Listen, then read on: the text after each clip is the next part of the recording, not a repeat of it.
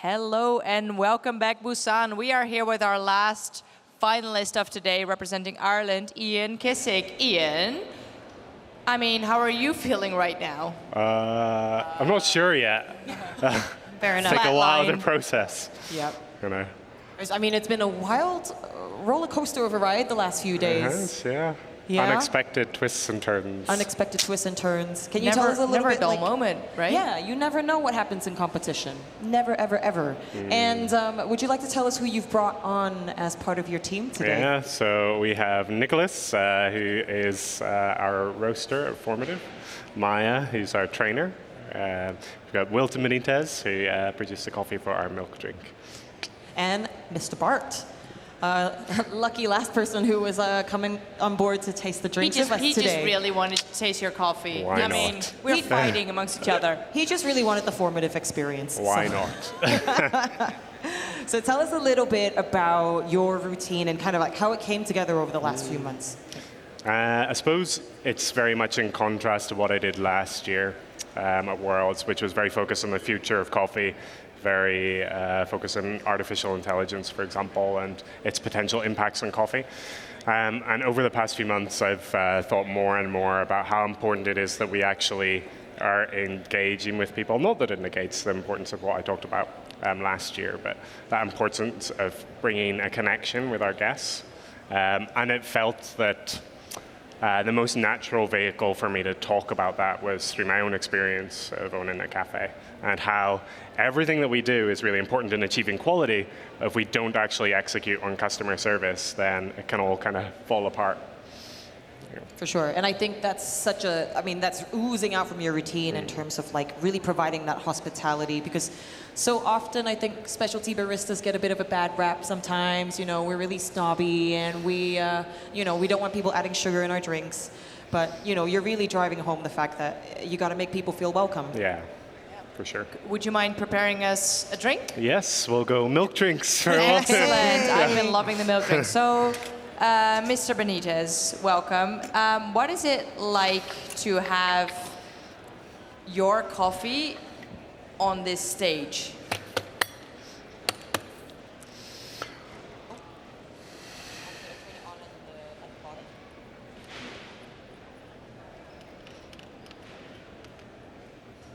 Oh, that's okay. nothing. You can grab mine. Yeah. Thank you. First of all, I want to say thank you, and I feel very glad about Ian, and I want to say congratulations to all of the team that is behind him, because I know the hard work that is compete or prepare for a competition, yeah? And this coffee is one of the coffee that I love because represent my passion about coffee. Behind this coffee are hard work and science and many years of research on specialty coffee. I started my career in specialty coffee 18 years ago. Yeah, I grow coffee for all of my life. For only 18 years ago, released about that are something else about coffee. There are a future behind coffee. And people that are around of the specialty coffee are very important. And the more important thing right now is around me are friends right now. And thank you so much for that. So, Maya, can you tell me a little bit about how you got introduced to Ian? Like, how did that relationship happen? How has that been for the last few years? Tell us a little bit about your relationship. You can grab that mic. So our relationship has been quite long. I knew Ian for the past 5 years. I was his Professionally. Professionally. I was his second hire in Formative Coffee, so I was there since the start. And Ian's big passion was for competition. So I helped him from the beginning to prepare for the nationals, and then we represented UK last year in Athens together, and then again here. So yeah, professional, but also now I can call him my friend, which is really great. And obviously, I was based in the UK, and I've been to your shop, and I've also noticed that you do really seem to encourage this kind of competitiveness in your baristas as well. How do you marry those two aims, you know, doing well in competition as well as providing world-class service in your cafe? Yeah, absolutely. So in our cafes, we have a lot of staff competing themselves, and they are super, super passionate. And I think Ian just pushes them farther and farther to try. Our colleague Haruka just competed in the UK, and she came second. That's awesome. Yeah, so it's, you know, if it starts from the top, it's much easier to push the team forward and try to implement that in a cafe itself as well. So how do you prevent the competitor that you help and coach, how do you prevent them from getting burnout? Like how do you prevent, because we talked about that with Mikael earlier as well, and that as someone who's worked with a particular barista for longer, like is that something you think about? Is that something you incorporate? Yeah, so I think what's important, and I think that's something that we've done really well this year, is that we really started preparing for this maybe a week or 2 weeks after Athens. Well, mostly Ian, to be honest. Like I know that he was in the mental space quite early on. So I think, you know, with a really good preparation and with a good team, I think we're able to then, you know, structure all those milestones that need to happen for a competition like this at the adequate time. Thank you. I think it's very easy to underestimate how much time it takes for everything to come together, and you know, you have some timelines as well that, you know, you can't really miss, like, you know, roasting coffees or, you know, finding certain ingredients. So yeah, I think it's just good preparation and having a good all-around. Should really team stir then, it. So how did you go about sourcing this coffee for Ian this time?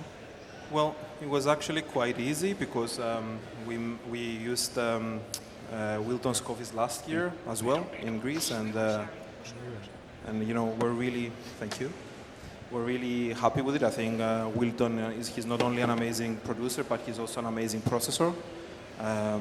So we worked really closely together to find the right coffees last year, and we stuck with what we knew for the milk course. And honestly, it's just dialing it in, roasting it adequately enough times, and then pulling enough shots to be able to then bring it all together. So Ian, you represented the UK last year in Athens, Yeah. and obviously this year you're representing Ireland. Did the experience feel different from year to year? Like, was there anything that sort of changed internally, not just, you know, the routine being Yeah, I different? suppose of the many reasons that I chose to compete for Ireland, I think we benefited from the fact that we had to go to a different country to compete. Because obviously it's very different when you come to Worlds. You have to fly and take suitcases. You can't chuck everything in a van. So that was really beneficial. I think it's really nice. Like I've competed in the UK for 5 years before this year, and I'm quite familiar with the competition scene. But it's really exciting to meet people in a new chapter, and especially in Ireland, where I feel like coffee is growing and growing. Where London, we already are really like London, the United Kingdom, but especially in London, like we're already like really well established. So I find it really refreshing found it really refreshing to go and compete in Ireland, meet a lot of new people, and kind of, yeah, take that competition experience elsewhere. So I know you as quite, I mean, go for it. Cheers, man. Chin, chin. As a seasoned competitor, what would you say to all the baristas at home or in the audience watching you think like, one day I want to be up here on this stage? What do you think, like what would you say to those baristas? I think if they want to do it, it's really important to realize that even though it looks really impressive when you watch World's routine, it's just about breaking things down, you know. And there are a lot of things to do, but it's basically a project management exercise. And lots of people present in different ways, but you just try to minimize the mistakes, be as prepared as possible, make sure everything arrives on time, and then like you obviously have to develop the sensory side of things. But those go hand in hand. Yeah. Aye. Yes, I was just going to fire a question at you, Mr. Bart. Oh. So obviously you've owned a cafe before, and you know, for a long time now. Like, how do you feel hospitality's And with regard to the competition scene as well, how do you feel like hospitality has changed in cafes that you've seen? Oh, enormously.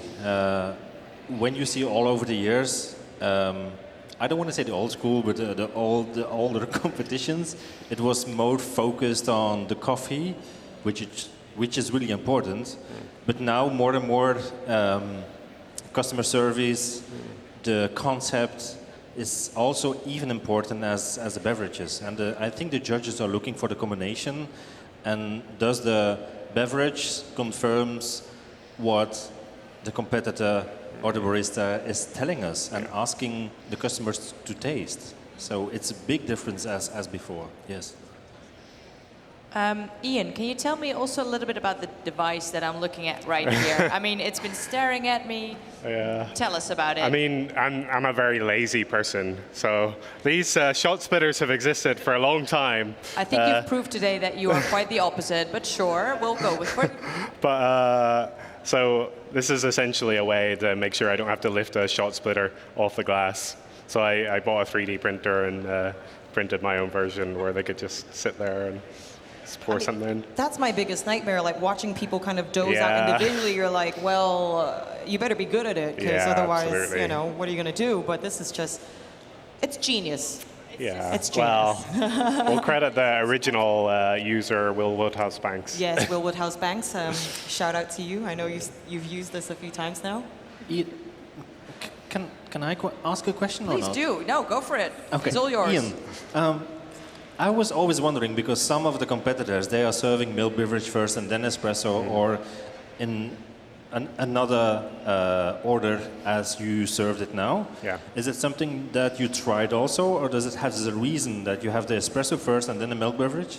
I don't remember ever doing it any other way, but I think from like when we treat the judges as customers, I want to make life as easy for them as possible. So just going down through the score sheet always struck me as the easiest way to do that. And I always liked either, you know, it's a kind of particular thing, but either do a 3-group workflow and take shots away and prepare for signature drink, or do 2-group and do shots first and then espresso, so it gives you lots of time to talk before you introduce the espresso course.